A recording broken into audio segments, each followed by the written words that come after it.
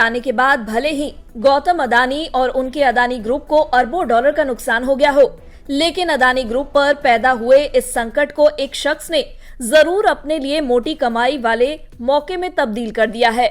हम बात कर रहे हैं राजीव जैन की।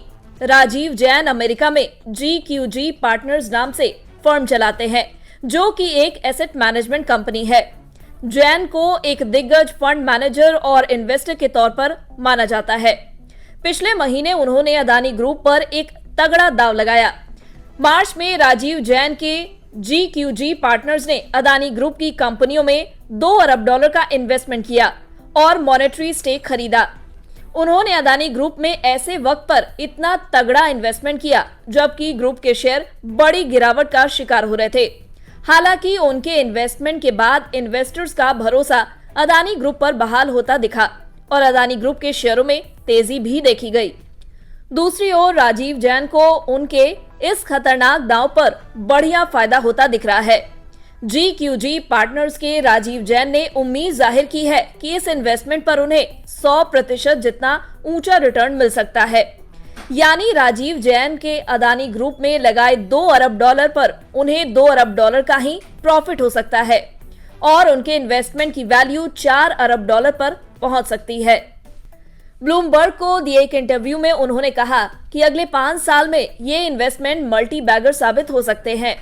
GQG partners Florida based company है और इस कंपनी ने अदानी ग्रुप में ऐसे वक्त पर पैसा लगाया है जबकि ग्रुप बड़ी क्राइसिस के दौर से गुजर रहा है। 24 जनवरी को अमेरिका की ही शॉर्ट सेलर हिंडनबर्ग रिसर्च ने एक रिपोर्ट जारी की थी। इस रिपोर्ट में अदानी ग्रुप पर शेयरों की कीमतों में जोड़ तोड़ करने, मनी लॉन्ड्रिंग और फाइनेंशियल फ्रॉड जैसे कई गंभीर आरोप लगाए गए थे। इस रिपोर्ट के आने के बाद से अदानी ग्रुप का मार्केट कैप $153 अरब तक डूब गया। हालांकि इन आरोपों को अदानी ग्रुप पूरी तरह से खारिज कर चुका है। भारतीय मूल के राजीव जैन को अंडर वैल्यूड शेयरों और जोखिम भरे दाव लेने के लिए जाना जाता है।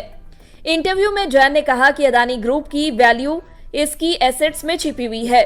जैन ने अदानी ग्रुप के पास मौजूद coal mining assets, data centre और मुंबई एयरपोर्ट का भी जिक्र किया। उन्होंने कहा कि इनसे ग्रुप के मजबूत कारोबार का पता चलता है।